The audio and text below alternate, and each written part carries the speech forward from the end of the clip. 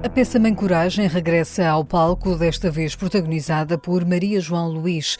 No ensaio geral conversamos com o encenador. Mais à frente, um projeto de um museu a céu aberto com peças feitas em cortiça, desenhadas por arquitetos de renome como Eduardo Souto Moura. As sugestões de livros de Guilherme de Oliveira Martins, mas para já, outro livro, o do escritor norte-americano Michael Cunningham. Dia marca o regresso ao romance uma década depois. Seja bem-vinda ao ensaio geral.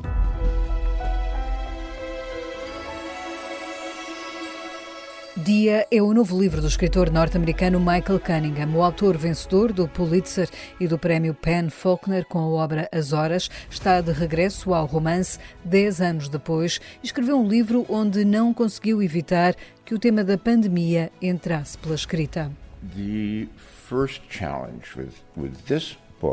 O primeiro desafio com este livro foi ter sentido que não podia escrever um romance contemporâneo sem a pandemia.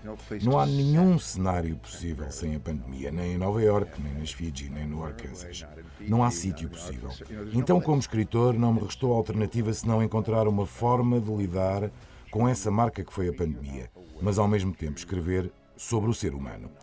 Os romances não são sobre vírus, são sobre pessoas.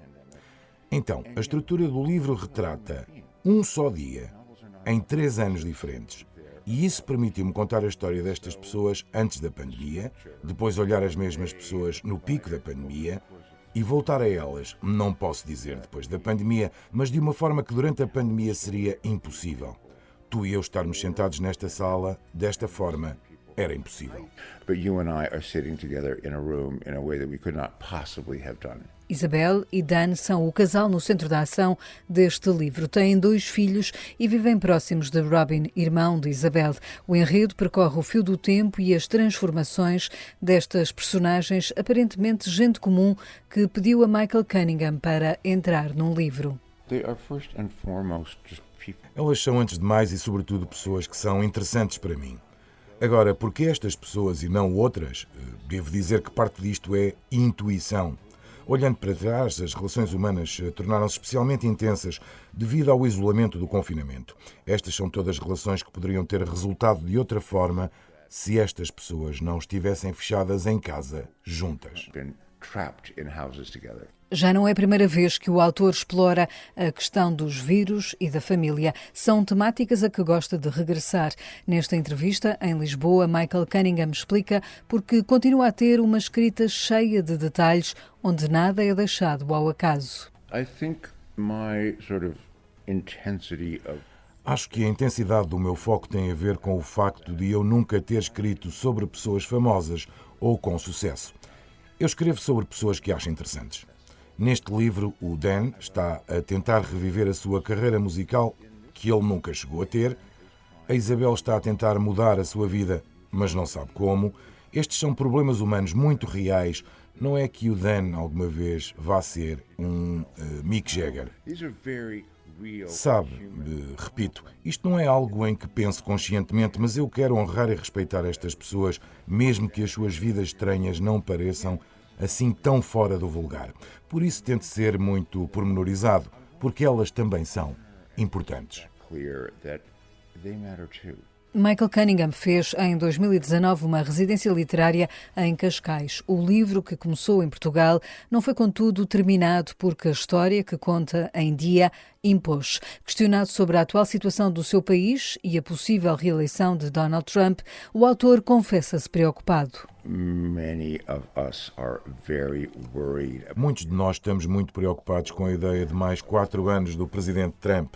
Trump continua sempre a regressar de um desastre ou do outro.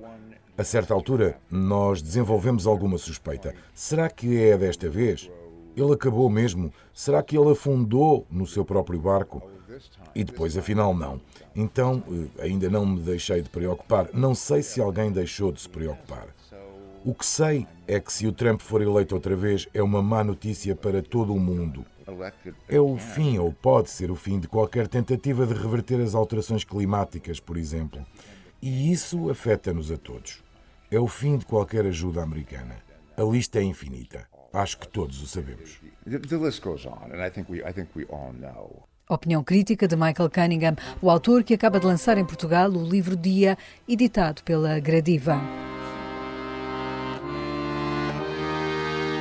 O Teatro do Bairro está a comemorar 20 anos de vida e falo com um clássico. Leva a cena este sábado e domingo no palco do grande auditório do Centro Cultural de Belém a peça Mãe Coragem. Anda, vem comigo à pesca, dizia o pescador. Considerada por muitos como a mais representativa obra de teatro épico de Bertolt Brecht, Mãe Coragem ficou eternizada na memória dos portugueses pela representação de Eunice Munhoz. Agora será Maria João Luís a dar corpo à personagem de Ana Firling, a vendedora ambulante que atravessa os campos de guerra arrastando uma carroça e carregando os seus 3 filhos.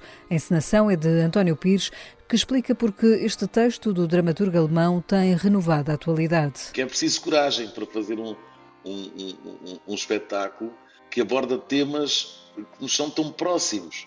A Mãe Coragem, antes de mais nada, é um espetáculo sobre a guerra e fala de uma forma muito crua sobre a guerra. Ora, é preciso tratar o que é dito em palco de uma forma muito responsável, não é? Porque as coisas que são ditas são de tal forma cruéis e é um aviso sobre a forma como os seres humanos deixam de ser quase humanos quando estão em guerra. É assim que as coisas estão. Eu tenho um capão enorme e quero obrigar-me a largá-lo por 40 moedas. Escrita em 1939, quando Brecht estava no exílio, depois de fugir ao nazismo e nas vésperas da Segunda Guerra Mundial, Mãe Coragem é uma peça cheia de força. Este é um espetáculo, é um texto que permite a uma atriz fazer uma interpretação e pôr em cena um personagem absolutamente maravilhoso, que é esta Mãe Coragem, que é um personagem quase icónico, não é? E acho que a Maria João Luís é absolutamente a atriz para fazer este texto, este personagem.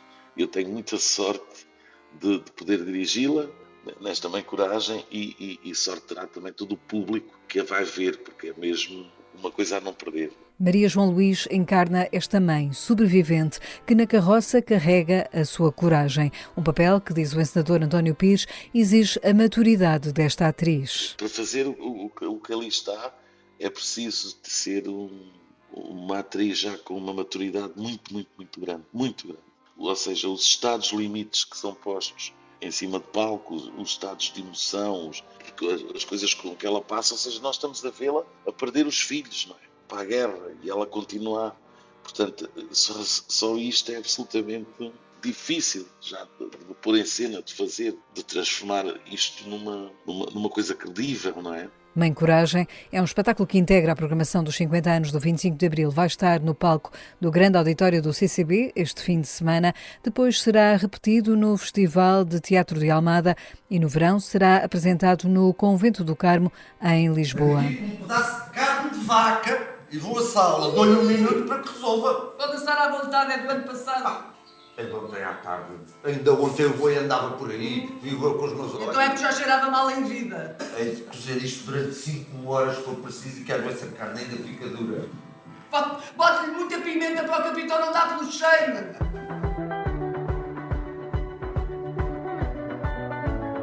É um material amigo do ambiente, muito português e que agora foi trabalhado por um conjunto de arquitetos internacionais, incluindo o Prémio Pritzker português Eduardo Souto Moura. Desde ontem, as margens do Rio Tejo de Lisboa e da Trafaria estão unidas pelo projeto City Cortex, uma espécie de museu a céu aberto, onde a cortiça está em destaque. Além de Souto Moura, os arquitetos Gabriel Calatrava, Elisabeth Diller, Dominique Leong, Stefan Zagmeister e Yves Behar juntaram-se neste projeto de design e arquitetura e criaram peças ou instalações que pretendem promover a ideia de sustentabilidade. A curadora Guta Moura Guedes explica que investimento foi este. Nem sempre é frequente termos recursos para serem investidos na área da cultura para fazer este tipo de trabalho, que trabalha com arquitetos e com designers, portanto o território da cultura, e que a Amorim me desafiou para pensar nele há uns anos atrás. E o desafio era precisamente em tempos em que nos deparamos com temas tão complexos quanto os da sustentabilidade ambiental, coesão social, como é que nós conseguimos utilizar um recurso natural, que é muito português, do ponto de vista da economia, mas também do ponto de vista da cultura portuguesa, que é a cortiça, e que não é utilizado como poderia ser. E por isso, no fundo, este desafio foi no sentido de como é que nós podemos trazer a cortiça para o espaço público, como é que podemos trazer a cortiça para a cidade. À exceção de Sotomora, os outros arquitetos não conheciam a cortiça e vieram a Portugal perceber que material era este com que iriam trabalhar. O exercício foi uma cidade em abstrato, no início, mas depois os estúdios de arquitetura e design vieram a Portugal, vieram conhecer os montados, vieram conhecer como é que se apanha a cortiça, foram para a fábrica da Amorim perceber como é que ela era processada, quais são as várias tecnologias com que ela é trabalhada, e depois tiveram uma coisa que é rara nestes projetos, que foi tempo. Tinham um convite muito aberto. O desafio neste momento para a arquitetura e para o design, para pensar cidade, é muito exigente. Temos os temas da mobilidade, da coesão social, das assimetrias económicas, temos muitos temas, temos o tema da celebração também, que o espaço público é espaço de celebração também, e o convite foi-lhes entregue de uma forma muito aberta pelo meu lado, e tiveram efetivamente tempo para conhecer, aprender e depois desenhar. Os projetos nasceram a partir da cortiça, foram pensados para espaços públicos como os Jardins do Mate, a Zona Ribeirinha de Belém, o Museu de Arte Popular ou a Trafaria. Guta Moura Guedes, curadora, dá exemplo da peça que foi criada por Sotomora. O Eduardo Sotomora, por exemplo, faz uma peça que é um equipamento urbano, que é uma cadeira dupla, uma conversadeira. O Eduardo gosta muito da ideia da conversa, da troca de opiniões, da partilha, e faz-nos uma cadeira que é colocada à beira-rio, com assentos de alturas diferentes, com inclinações relativamente diferentes face ao rio também, portanto as pessoas quando se sentam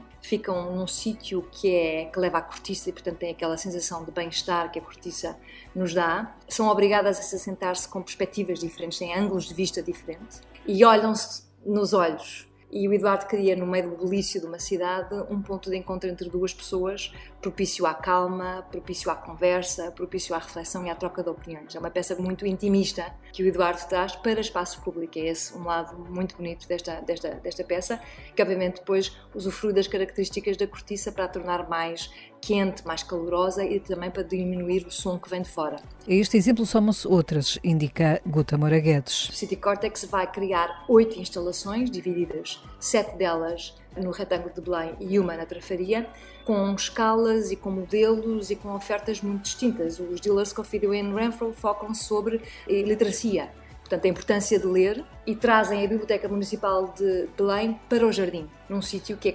redesenhado através de uma segunda pele que é criada com cortiça em redor das árvores. Portanto, há uma multiplicidade de formas, de formatos, de usos de cortiça que eu penso que vão deixar as pessoas muito surpreendidas. As instalações do projeto City Cortex ficam patentes ao público até 30 de novembro e são de entrada gratuita. Porque até dia 16 de junho ainda poderá dar um salto até à Feira do Livro de Lisboa. Temos mais sugestões de leitura que nos são trazidas pelo nosso colaborador do Centro Nacional de Cultura, Guilherme de Oliveira Martins. Michael Cunningham nasceu em 6 de novembro de 1952 na cidade de Nova Iorque. Cresceu e estudou em Cincinnati, no estado do Ohio, onde com apenas 15 anos tomou a decisão de se tornar escritor ao ler Mrs. Dalloway, de Virginia Woolf. Terminado o ensino secundário, ingressou na Universidade de Stanford como estudante da literatura inglesa, conseguindo o seu diploma em 1975 e obtendo em 1980 o mestrado em Belas Artes na Universidade de Iowa. Em 1989, viu o seu conto White Angel ser escolhido para uma antologia dos melhores contos do ano. E em 1990, publicou Uma Casa no Fim do Mundo, que obteve sucesso imediato. Ganhou uma bolsa de estudo atribuída pela Fundação Guggenheim em 1993 e, depois de Sangue do Meu Sangue, Flesh and Blood, publicou em 1998 As Horas, que constitui uma homenagem ao romance que inspirou a sua carreira, Mrs. Dalloway. Apesar da ambição e por causa dela mesma, obtém os prémios Pulitzer e PEN/Faulkner. Sangue do Meu Sangue, que a Gradiva publica, é uma obra épica de 3 gerações do clã Stassos, que acompanha as transformações da família marcadas pelo amor, pela ambição e pelas vicissitudes da vida da imigração grega. Já o romance Dia, também publicado em Portugal pela Gradiva, é uma meditação sobre uma sucessão de acontecimentos perturbadores antes, durante e depois da pandemia, numa alucinante alternância entre a perda e o reencontro, a angústia e a busca de caminhos novos. E neste tempo de Feira do Livro, devo recordar que regressa às bancas Sofia de Melbrenner Anderson, biografia de Isabel Neri na Dom Quixote. Um reencontro pleno de vitalidade de uma referência incontornável da poesia e da cultura. Cerrando la boca digo, a pesar del desconcierto. A Casa da Música no Porto recebe este domingo o concerto de Sílvia Pérez Cruz. A cantora catalã termina assim em Portugal a digressão de apresentação do mais recente disco, Toda a Vida, um Dia. O álbum, recheado com 21 canções que vão do acústico ao clássico, propõe uma reflexão sobre a vida e a morte como um passo de transformação. É com Sílvia Pérez Cruz, aqui em dueto com Natália Lafourcade, em Mi Última Canción Triste, que fechamos o ensaio geral desta semana, que teve sonorização de Paulo Teixeira. Voltamos de hoje a 8 dias com novas sugestões para si. Até lá, boa noite e bom fim de semana. Querido amigo, el dolor que tanto inspira me sacude cuando mira. Quiero sentir lo que digo, busco, escribo y persigo que cuiden mi corazón, mi cerebro y mi canción.